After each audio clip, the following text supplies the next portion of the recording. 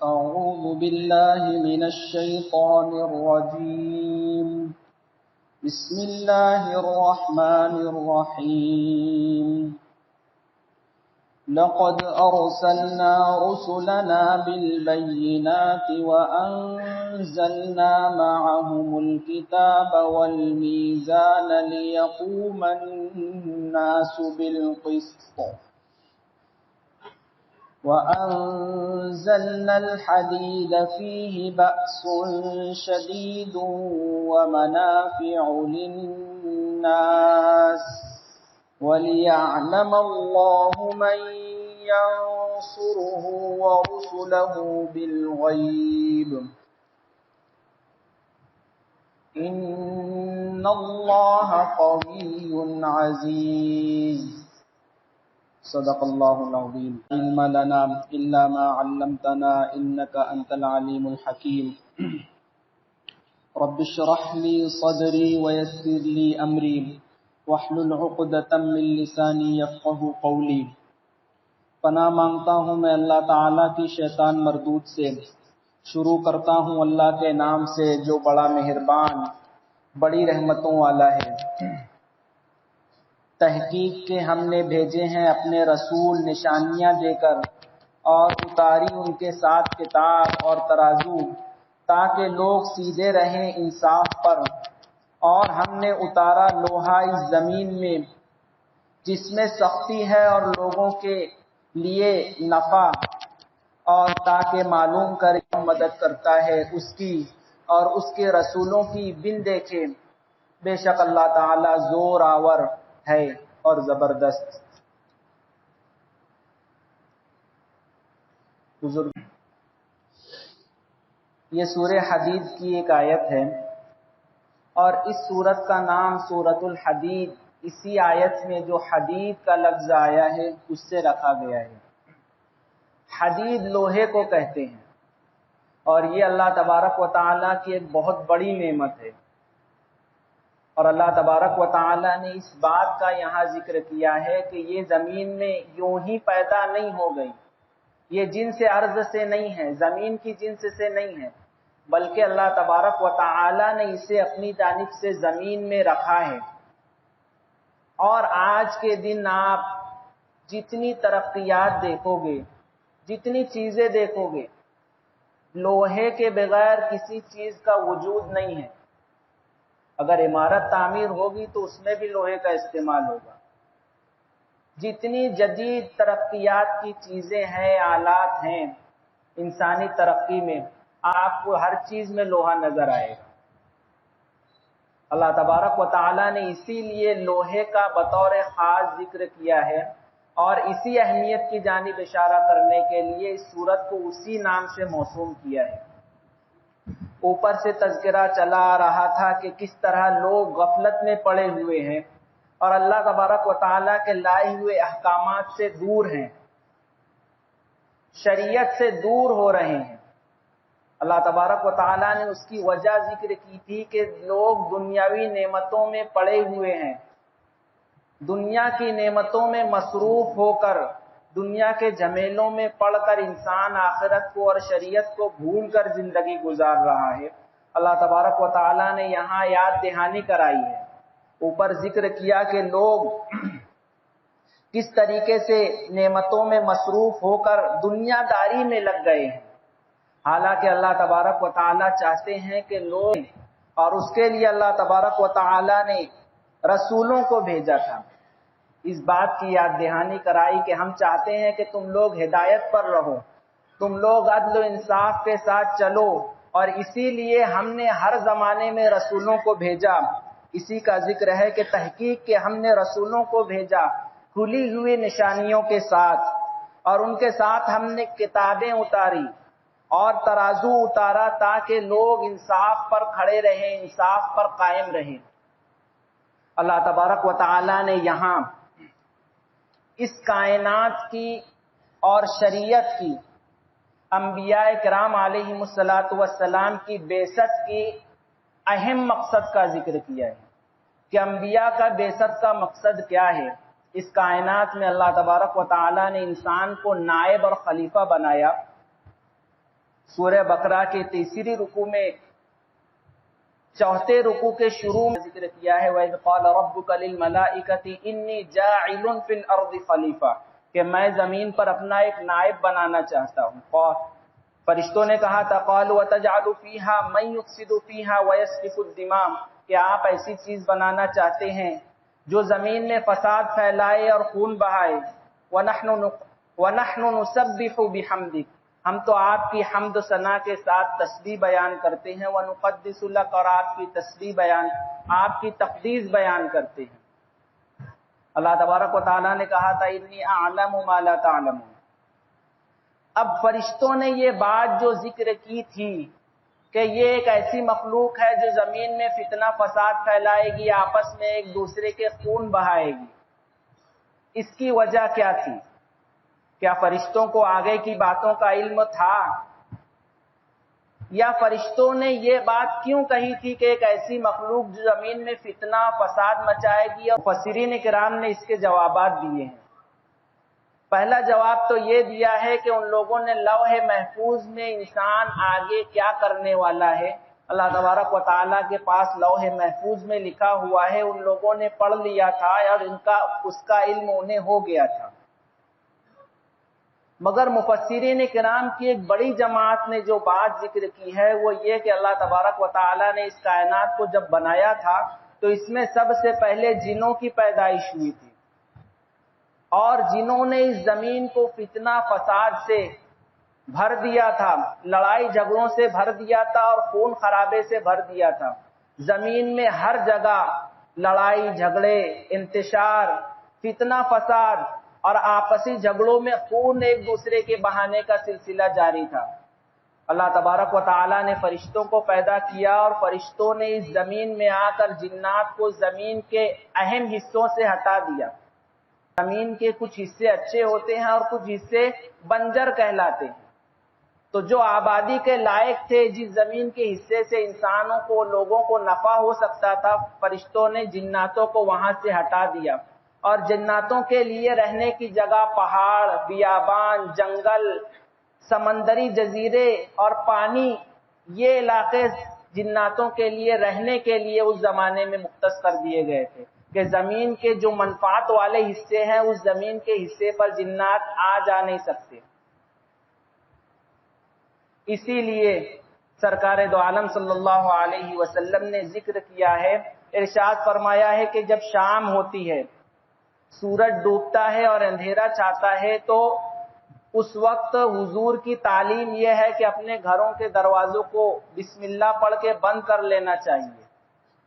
وجہ یہ ہے کہ شیاطین، خبیث جنات یہ بستیوں میں نہیں رہتے، اور جب رات ہوتی ہے تو یہ بستیوں کا رخ کرتے ہیں، اور جس گھر کے دروازے کو بسم اللہ پڑھ کر بند نہیں کیا جاتا ان گھروں میں یہ داخل ہو جاتے ہیں، اور پھر جو ناپاک جگہیں ہوتی ہیں اس میں جا کر رہتے ہیں، اور ان کے پیچھے جو آتے ہیں انہیں بھی دعوت دیتے ہیں کہ آؤ اس گھر میں ہمارے لیے رات رہنے کا انتظام ہے.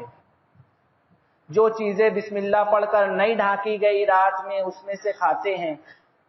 اور گھر کے جو چھوٹے بچے ہوتے ہیں پھر وہ رات بھر انہی جناتوں کے پریشان کرنے کی وجہ سے روتے رہتے ہیں اور ستاتے رہتے ہیں. اور پھر جس وقت صبح کی اذان ہوتی ہے تو اس وقت یہ جنات بستیوں کو چھوڑ کر واپس جنگلوں کا رخ کر لیتے ہیں. جیسے ہی فجر کی اذان ہوتی ہے، آپ اگر فجر کی نماز کے لیے آؤ، فجر کی اذان سنتے ہی کتے بھوکنے شروع کر دیتے ہیں، رونے کی آواز میں چلانے لگتے ہیں. یہ بات ہمیں بتائی گئی ہے کہ کتے شیطانوں کو دیکھتے ہیں تو اس طریقے کی آواز نکالتے ہیں. تو شیطان جب گھروں سے نکل کر شہر اور بستی چھوڑ کر جاتے ہیں اور کتوں کو نظر آتے ہیں تو کتے اس طریقے کی آواز نکالتے ہیں. تو جنات کے لیے رہنے کی جگہ پہاڑ، جنگلات اور غیر آباد جگہیں متعین کی گئی، اور انسانوں کے لیے اللہ تبارک و تعالیٰ نے یہ زمین خالی کرا لی. اور اس کے بعد فرمایا کہ میں اب ایک ایسی مخلوق پیدا کرنا چاہتا ہوں جسے میں اس زمین میں اپنا نائب بناؤں گا. تو فرشتوں نے کہا تھا کہ جس طرح جنات نے اس زمین کا حال کیا تھا، زمین یہ دنیا یہ اللہ کی ایک نعمت ہے، مگر جنات اور شیاطین اس نعمت کی قدر نہیں کر سکے. اور اس نعمت کی قدر یہ تھی کہ اس دنیا میں آنے کے بعد اللہ کے احکامات پر چل کر عدل و انصاف قائم کیا جائے. دنیا میں آ کر آپسی جھگڑوں میں لگ گئے، اللہ کی عبادت کی جانی چاہیے تھی وہ نہیں کی، تو اللہ تبارک و تعالیٰ نے انہیں اس زمین کے اچھے حصوں سے ہٹا دیا اور حضرت آدم علیہ السلام کو پیدا کیا. تو فرشتوں نے کہا کہ جس طریقے سے جنات کرتے تھے یہ بھی تو اسی قسم کی ایک مخلوق نظر آتی ہے. مفسرین کرام کی ایک جماعت نے یہ تفسیر اختیار کی ہے کہ جس طریقے سے جنات زمین میں فتنہ فساد پھیلا رہے تھے یہ لوگ بھی فتنہ فساد پھیلائیں گے. اللہ تبارک و تعالی نے جو بات عرض کی تھی، ارشاد فرمائی تھی، وہ یہ تھی کہ جو مجھے علم ہے اس کا تمہیں علم نہیں ہے.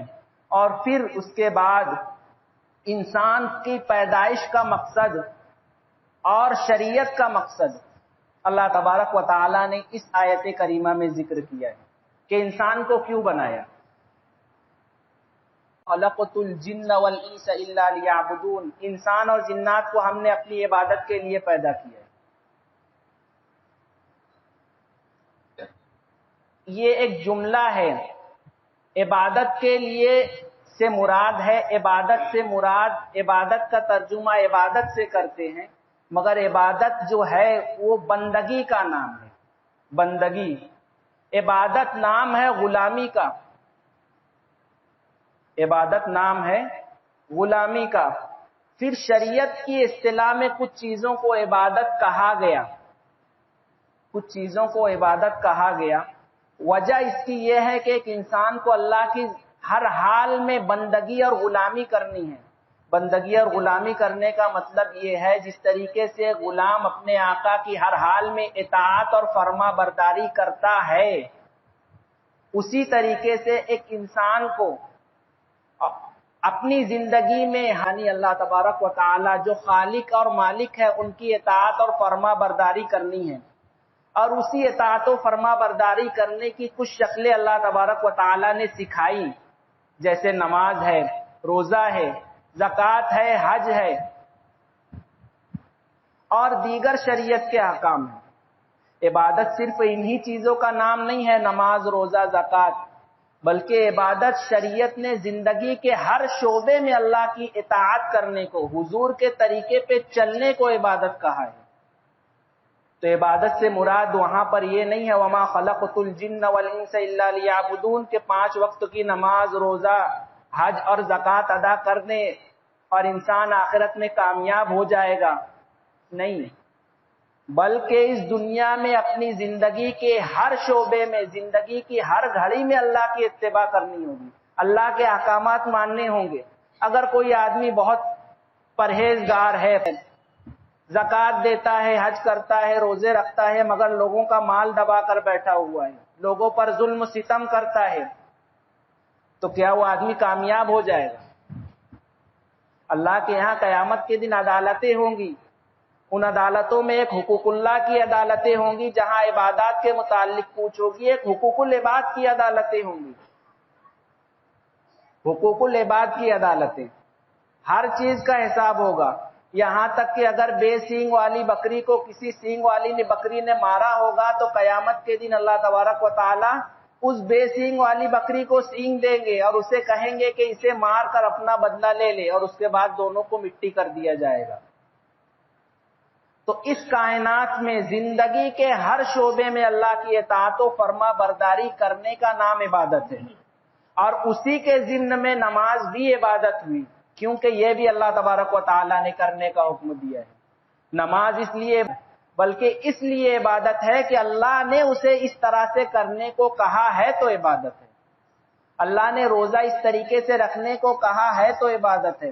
اللہ نے حج کرنے کو کہا ہے، بیت اللہ کا چکر لگانے، صفا مروہ کا چکر لگانے، مینا اور عرفات میں جا کر رہنے اور شیطان کو کنکری مارنے کا حکم دیا ہے.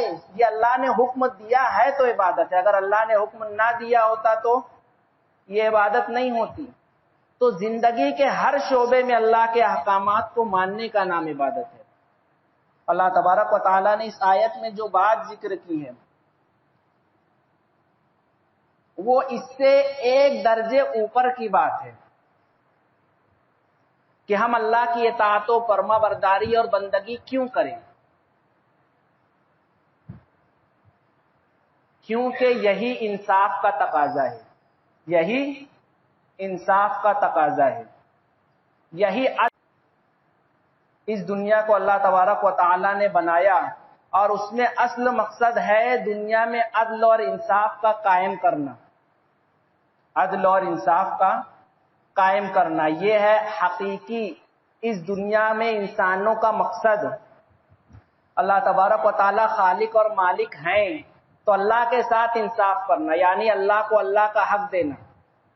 جب وہ خالق اور مالک ہیں تو ان کی بندگی کرنا، وہ ہمارے مالک ہے، ہمارے آقا ہے، تو ہمیں ان کی بندگی کرنی ہے، یہی انصاف ہے، یہی عدل و انصاف ہے کہ اللہ کو اللہ کا حق دینا، جسے کہا جاتا ہے حقوق اللہ، حقوق اللہ کی ادائیگی۔ کیوں کہا گیا حقوق اللہ کی ادائیگی؟ یہ اللہ کے حق ہے اور اسی حق کو دینے کا نام ہے عدل اور انصاف، کہ اللہ نے ہمیں بنایا ہے، ہمیں عدم سے وجود میں لایا ہے، ہمیں بے شمار نعمتیں عطا کی ہے، اس پوری زمین کو اللہ تبارک و تعالیٰ نے ہماری خلق لکم ما فی الارض جمیعا، اللہ تبارک و تعالیٰ نے فرمایا وہ ذات جس نے تمہارے لیے اس زمین میں جو کچھ ہے وہ سب تمہارے فائدے کے لیے بنائی ہے۔ تو جب اللہ نے یہ سب کچھ کیا ہے تو پھر اللہ کا حق ہے کہ ہم اللہ کی اطاعت و فرما برداری کریں، اور پھر اسی اطاعت و فرما برداری کو بتانے کے لیے کہ انسان نہیں جانتا کہ اللہ کی اطاعت و فرما برداری کیسے کرنی ہے، اللہ تبارک و تعالیٰ کیا چاہتے ہیں، جو ہمارا خالق ہے، جو ہمارا مالک ہے، وہ کیا چاہتا ہے، ہم سے کس چیز کا مطالبہ کرتا ہے۔ تو اللہ تبارک و تعالیٰ نے انبیاء کرام علیہم الصلاۃ والسلام کو بھیجا اور ان کے ساتھ شریعت بھیجی، کتاب بھیجی۔ اس آیت کریمہ میں اللہ تبارک و تعالیٰ نے بتایا کہ ہم نے انبیاء کو بھیجا اور ان کے ساتھ کتاب بھیجی۔ کتاب سرکار دو عالم صلی اللہ علیہ وسلم کو کلام اللہ دیا گیا اور پچھلے رسولوں کو کتابیں دی گئی جس میں تورات، زبور، انجیل وغیرہ ہیں، اور ان کے اندر احکامات پورے کے پورے احکامات شرعیہ نہیں ہیں، یعنی یہ کتاب پوری صرف اس میں احکامات شرعیہ ہی ہوں ایسا نہیں ہے، بلکہ اس میں بے شمار نصیحتیں ہیں، انسان کو شریعت پر عمل کرنے کے لیے ابھارا گیا ہے، شریعت پر عمل کرنے میں انسانیت کا کیا فائدہ ہے وہ بتایا گیا ہے، اور اس کے ساتھ ساتھ شریعت کا حکم بیان کیا۔ صرف شریعت یعنی صرف احکامات نہیں ہیں، بلکہ احکامات کے فائدے اور ایک انسان کس طریقے سے اللہ کے احکامات پر چلنے والا بنے اس کے لیے نصیحتیں، انسانوں کو نصیحتیں کی گئی ہے، جنت دوزخ کے تذکرے کیے گئے ہیں، پیچھے ہیں، اللہ نے اپنی نعمتوں کو شمار کرایا ہے۔ قرآن مجید میں 5 علوم ذکر کیے گئے، 5 مضامین ذکر کیے گئے ہیں، اس میں سے ایک مضمون ہے احکامات شرعیہ، یہ صرف ایک مضمون ہے، اس کے علاوہ 4 مضمون اور ہیں۔ اللہ تبارک و تعالی نے احکامات کے علاوہ تذکیر بھی آلاء اللہ، اللہ تبارک و تعالی نے اپنی نعمتوں کو یاد دلایا ہے، تذکیر بھی ایام اللہ، اللہ تبارک و تعالی نے اپنی خاص دنوں کو یاد کرایا ہے، آخرت کے احوال کو ذکر کیا ہے۔ اللہ تبارک و تعالی نے قرآن مجید میں 5 علوم ذکر کیے ہیں، جس میں سے ایک علم شریعت ہے۔ اسی لیے اللہ تبارک و تعالی نے فرمایا کہ انبیاء کرام کے ساتھ ہم نے کتابیں بھیجی، اور پھر احکامات کا ذکر کرنے کے لیے کہ کتابیں بھیجی اور ساتھ میں والمیزان، ترازو بھیجے۔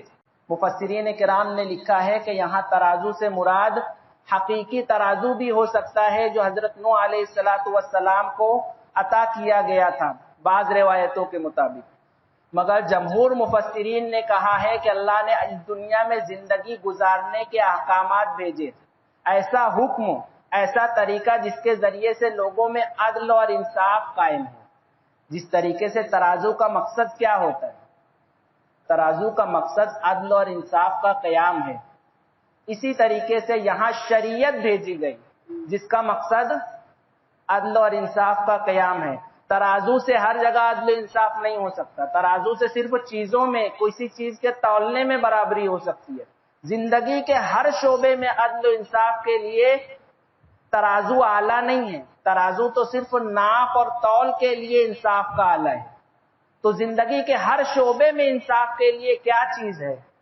زندگی کے ہر شعبے میں جس نے بتایا کہ کس کے لیے کیا ہوگا، کس چیزوں کے لیے کیا حکم ہوگا، کس چیزوں کو کیسے کرنا ہے، کن کے کیا حقوق ہیں، مردوں کے کیا حقوق ہیں، عورتوں کے کیا حقوق ہیں، جانوروں کے کیا حقوق ہیں، دو لوگوں کے درمیان معاملات پیش آئے تو انہیں حل کس طریقے سے کیا جائے گا، یہ تمام احکامات شرعیہ جو زندگی کے ہر شعبے میں انصاف کا کام کرتے ہیں، ترازو کا کام کرتے ہیں۔ جیسے ترازو ناپ تول میں انصاف کا کام کرتا ہے، زندگی کے ہر شعبے میں انصاف کا کام شریعت مطہرہ کرتی ہے۔ اور یہ عربی زبان کی ایک اصطلاح ہے، جس طریقے سے سورہ رحمان میں اللہ تبارک و تعالی نے فرمایا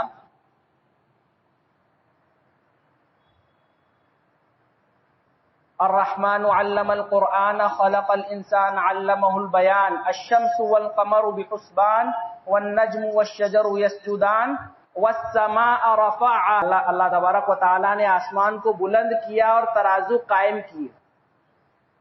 جس طریقے سے وہاں ترازو کا ذکر ہے، ترازو قائم کرنے سے مراد ہے عدل و انصاف قائم کیا، اسی طریقے سے یہاں ترازو سے زندگی کے ہر شعبے میں عدل و انصاف قائم کرنے والی چیز، عدل و انصاف قائم کرنے والا طریقہ یعنی شریعت اللہ تبارک و تعالیٰ نے ذکر کیا کہ ہم نے رسولوں کو واضح نشانیاں عطا فرما کر بھیجا، اور ان کے ساتھ ہم نے کتاب بھیجی جس میں اور سارے علوم ہیں، مگر اس میں خاص علم ہے، علم شریعت، علم احکام، جس کے ذریعے سے اس زمین میں عدل اور انصاف قائم کیا جائے۔ اب جو لوگ اللہ تبارک و تعالیٰ کی باتوں کو مان کر، سرکار دو عالم صلی اللہ علیہ وسلم کے ہاتھ پر ایمان قبول کر کے آپ کی لائی ہوئی شریعت کو مان کر اس کے مطابق زندگی میں عمل کرتے ہیں، تو زندگی کے ہر شعبے میں وہ شریعت پر عمل کریں گے تو ہر ایک کے ساتھ عدل اور انصاف قائم ہوگا۔ شریعت نے کیا بتایا ہے؟ شریعت نے یہ بتایا ہے کہ ہر ایک کو اس کا حق دیا جائے۔ اللہ تبارک و تعالیٰ خالق و مالک ہے تو اللہ کے حق کیا ہے؟ انسان کے والدین ہیں تو ان کے حقوق کیا ہیں؟ رشتہ داروں کے حقوق کیا ہے؟ پڑوسیوں کے حقوق کیا ہے؟ دو لوگ آپسی معاملات کر رہے ہیں تو دونوں کے آپسی حقوق کیا ہے؟ سب کی کیا کیا ذمہ داریاں ہیں اللہ تبارک و تعالیٰ نے شریعت میں بتائی۔ تو اللہ تبارک و تعالیٰ نے ذکر کیا کہ اللہ تبارک و تعالیٰ نے ترازو اتارا تاکہ لوگ انصاف پر قائم رہیں، انصاف پر کھڑے رہیں۔ وجہ ذکر کی کہ شریعت نازل کرنے کی وجہ کیا ہے؟ اللہ نے انسان کو بھیجا، رسولوں کو بھیجا، اور یہ سب چیز کس لیے بھیجی؟ لیقوم الناس بالقسط، تاکہ لوگ انصاف پر قائم رہیں، اللہ کے ساتھ بھی انصاف کریں، اللہ کے جو حقوق ہے ادا کریں، انسانوں کے ساتھ بھی انصاف کریں، جانوروں کے ساتھ بھی انصاف کریں، ان کے جو حقوق ہے ان کی ادائیگی کی۔ دنیا کی ہر شے کے متعلق اللہ تبارک و تعالیٰ نے حکم دیا ہے کہ اس کے ساتھ کس طرح کا عمل کرنا ہے، کس طرح کا ویوہار کرنا ہے۔ اللہ تبارک و تعالیٰ نے یہاں وجہ شریعت ذکر کی کہ اللہ نے انبیاء اور ان سب کو بھیجا، کیوں؟ تاکہ لوگ انصاف پر قائم رہے۔ اور یہاں ذکر ہے قسط کا، قسط، عدل کا لفظ نہیں استعمال کیا، قسط کا لفظ استعمال کیا ہے۔ اور قسط اس عدل کو کہا جاتا ہے جو ظاہر اور بین ہو، ظاہر ہو اور بین ہو، بالکل کھلا ہوا ہو۔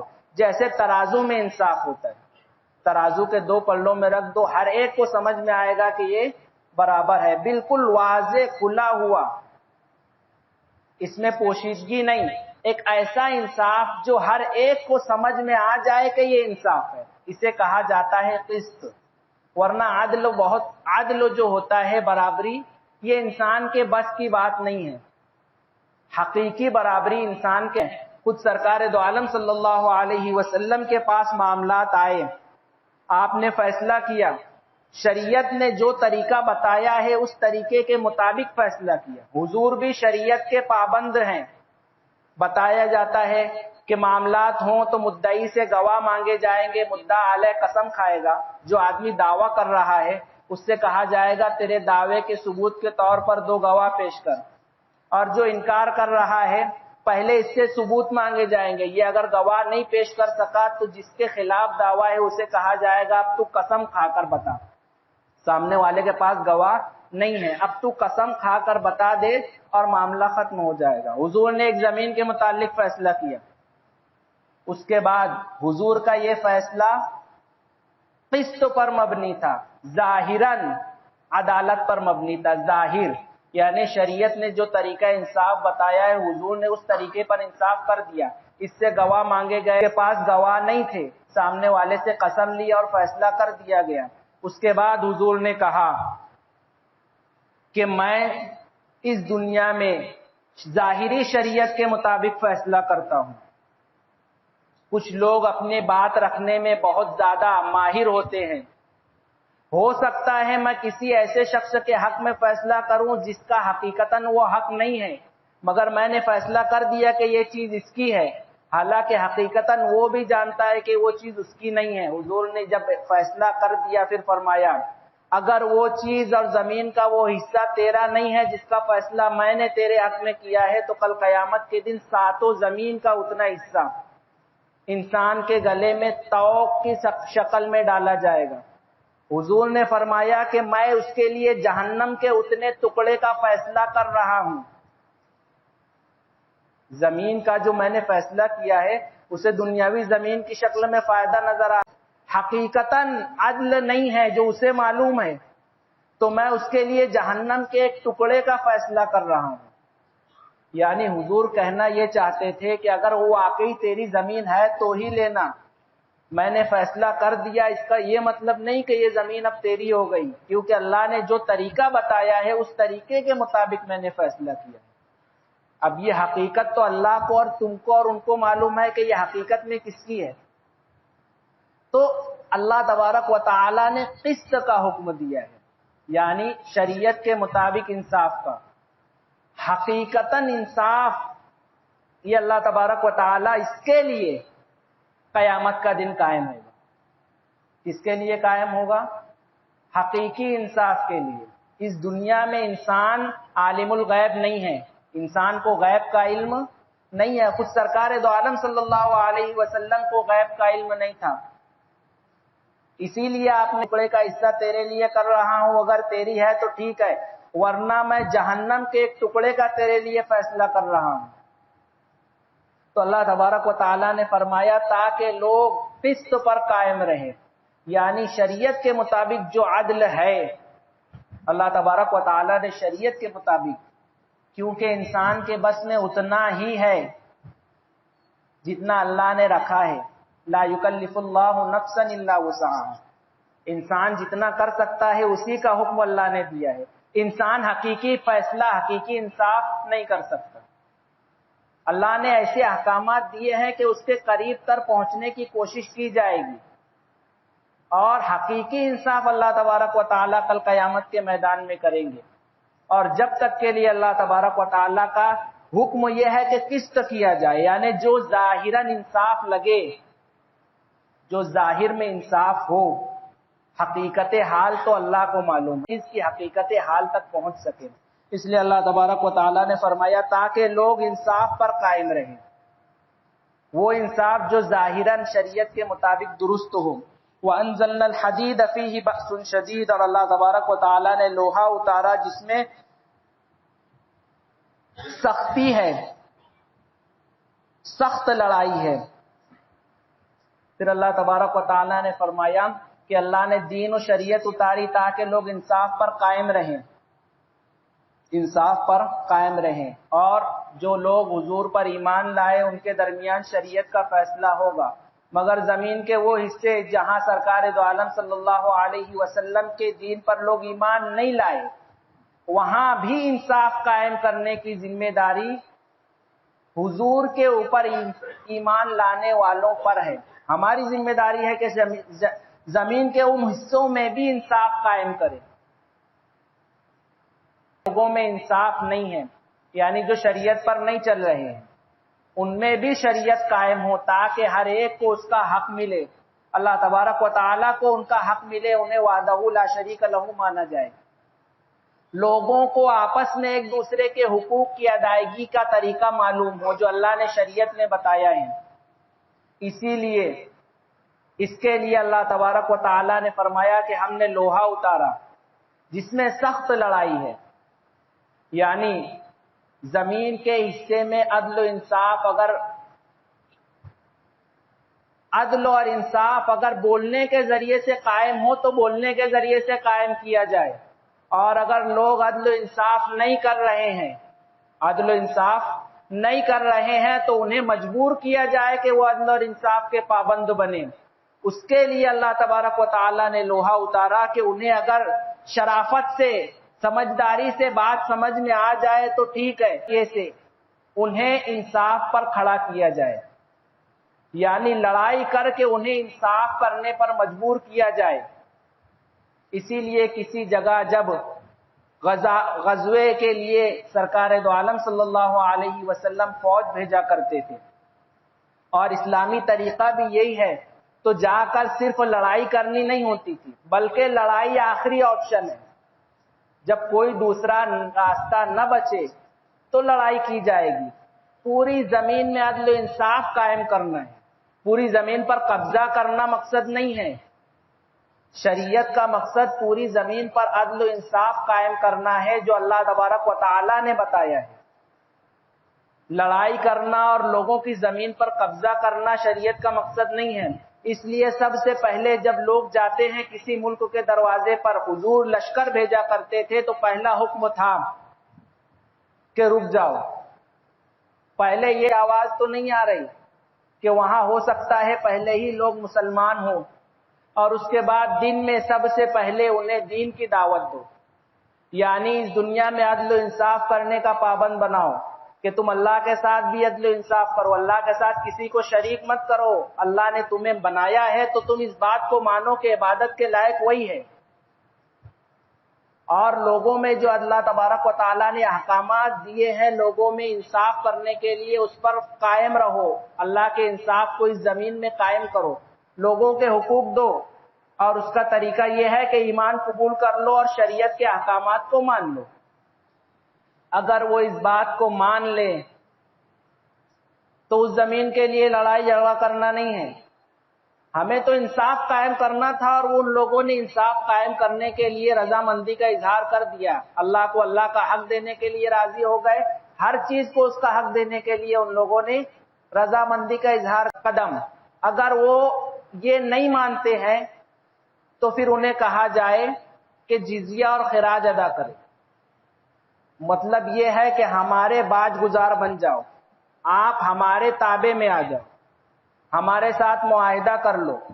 اس کا مطلب یہ ہے کہ تمہارے یہاں اب ہمارا قانون نافذ ہوگا، تمہاری حکومت ہے، تمہاری سلطنت ہے، مگر اب وہاں انصاف اور عدل ہمارے طریقے کے مطابق ہوگا، تمہارے لیے لوگوں سے لڑنے کی ذمہ داری ہماری ہے، ہم تمہاری حفاظت کریں گے، تمہاری حفاظت کریں گے، تمہیں ہمارا قانون ماننا ہوگا۔ یہ بھی ہو گئی کہ ہمیں انصاف قائم کرنا تھا۔ خیر انہوں نے اللہ کے ساتھ انصاف قائم کرنے کو رضامندی کا اظہار نہیں کیا، مگر لوگوں کے ساتھ انصاف قائم کرنے کو انہیں ماننا ہوگا۔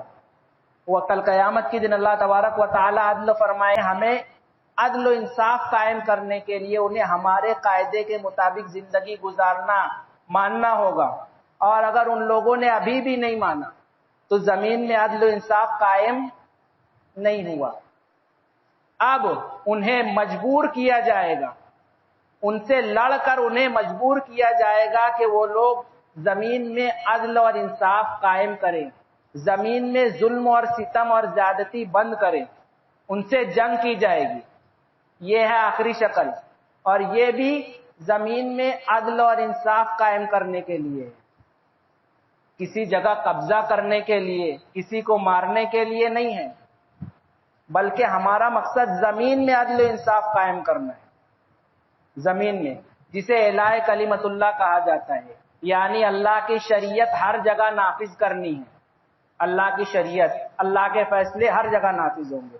اگر وہ لوگ اللہ کے حقوق نہیں بھی، ان میں لوگوں کے حقوق تو انہیں ادا کرنے ہی ہوں گے۔ یہ ہے اعلاء کلمت اللہ، اللہ کا کلمہ ہر جگہ بلند کرنا، یعنی اللہ کی شریعت ہر ایک کو ماننی ہوگی، اللہ کی شریعت ہر ایک کو ماننی ہوگی، چاہے وہ حقوق اللہ ادا نہ کرے، کیونکہ زمین میں عدل و انصاف کرنے کی ذمہ داری ہمیں دی گئی ہے۔ ہدایت دینا اور نہیں دینا یہ اللہ کا فیصلہ ہے، یہ اللہ کا کام ہے۔ اللہ جسے چاہے اسے ایمان کی توفیق دے، جسے چاہے نہیں دے، مگر زمین میں عدل و انصاف قائم کرنا یہ ہمارے بس میں ہے۔ اس لیے اگر وہ لوگ اللہ پر ایمان نہیں بھی لاتے تب بھی انہیں اللہ کی شریعت کے فیصلوں کو ماننا ہوگا، جسے کہا جاتا ہے معاہدہ۔ پہلے ایمان کی دعوت دی جائے گی، پھر معاہدہ کیا جائے گا کہ یہاں اللہ کی شریعت کے مطابق لوگوں کے ساتھ معاملات ہوں گے، یعنی اس زمین پر عدل اور انصاف قائم ہوگا جیسا اللہ نے کہا ہے۔ اب تم ایسا نہیں کرتے ہو، اس کا فیصلہ کل قیامت کے دن حشر کے میدان میں ہوگا۔ ایمان لائے نہیں لائے اس کا حساب و کتاب اللہ کے پاس ہے۔ اللہ تبارک و تعالیٰ نے اسی کا ذکر کیا ہے کہ ہم نے کتاب اتاری، انصاف اتارا تاکہ لوگ انصاف پر قائم رہ سکے، اور جو انصاف پر قائم نہیں ہوتے ہیں انہیں پھر لوہے سے انصاف قائم کرنے پر مجبور کیا جائے۔ وَأَنزَلْنَا الْحَدِيدَ فِيهِ بَأْسٌ شَدِيدٌ، کہ اس میں سخت لڑائی ہے، یعنی اگر کوئی شرافت سے انصاف قائم کرنے پر راضی نہ ہو تو اس سے لڑ کر انصاف قائم کرایا جائے گا۔ وَمَنَافِعُ لِلنَّاسِ، اور لوہے میں اتنا ہی فائدہ نہیں ہے بلکہ لوگوں کے لیے اور بے شمار فوائد ہیں۔ سب سے بڑا فائدہ تو پہلے نمبر پر ذکر کیا کہ اس زمین پر اعلاء کلمت اللہ کے لیے لوہے کا استعمال کیا جائے گا۔ لڑائی میں، جنگوں میں جو چیزیں استعمال ہوتی ہے زیادہ تر اکثر اس میں لوہے کی ہوتی ہے۔ گھوڑے کو چھوڑ دیا جائے تو تمام چیزیں لوہے کی ہوتی ہے، جو اسی کی جانب اشارہ ہے۔ وَلِيَعْلَمَ اللَّهُ مَن يَنصُرُهُ، اور اللہ تبارک و تعالیٰ نے اس لیے یہ حکم دیا ہے، یعنی جہاد کا اور اللہ کی باتوں کو ماننے کا، تاکہ اللہ تبارک و تعالیٰ جان لے کہ کون اللہ کا اور اللہ کے رسولوں کی مدد کرتا ہے بغیر دیکھے، کون اللہ اور اللہ کے رسول کی بغیر دیکھے مدد کرتا ہے۔ یعنی انصاف، دنیا میں انصاف قائم کرنے کی، اعلاء کلمت اللہ کی، شریعت کو نافذ کرنے کی ذمہ داری ہم کو دی گئی ہے، اور اس کے بدلے میں ہمیں کیا ملے گا؟ جو لوگ اللہ کی شریعت نافذ کرنے کے لیے دنیا کے کونے کونے میں اعلاء کلمت اللہ کے لیے کوشش کریں گے، اپنی جان ہتھیلی پر رکھ کر گھومیں گے، انہیں اس کے بدلے میں کیا ملے گا دنیا میں؟ اللہ تبارک و تعالیٰ نے کہا کہ ان کا بدلہ آخرت میں ہے۔ تو بالغیب، یعنی جو لوگ اللہ کا اور اللہ کے رسول کی مدد کر رہے ہیں بن دیکھے، یعنی انہیں صرف ملے گی، تمہاری جان اگر اللہ کے راستے میں قربان ہو گئی تو تمہیں جنت ملے گی، جو اس نے دیکھا نہیں ہے۔ تو اللہ تبارک و تعالیٰ فرماتے ہیں کہ یہ سب احکامات اس لیے تاکہ اللہ جان سکے کہ کون بغیر دیکھے اللہ کے دین کے لیے یہ قربانی دے گا، اللہ اور اللہ کے رسول کی بغیر دیکھے کون مدد کرے گا، یعنی جسے اپنا انعام کیا ہے وہ نہیں معلوم، صرف وعدے پر اللہ اور اللہ کے رسول کی بات کو مان کر وہ اللہ اور اللہ کے رسول کے لیے، اللہ کے دین کی مدد کے لیے اتر آئے۔